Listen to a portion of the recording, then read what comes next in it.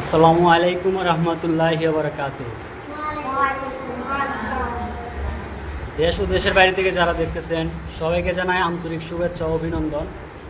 এই মুহূর্তে আমরা চলে আসলাম মাহমুদপুর বড়বাড়ি হাফিজিয়া মাদ্রাসায়।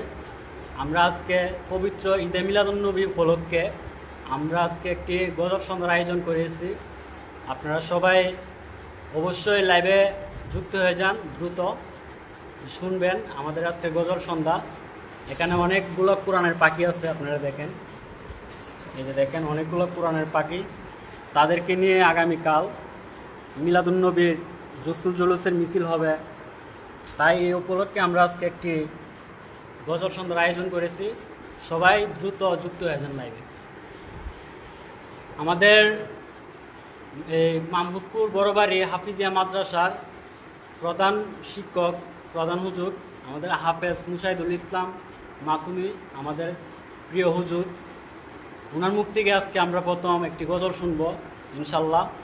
সবাই দ্রুত লাইভে যুক্ত হয়ে যান।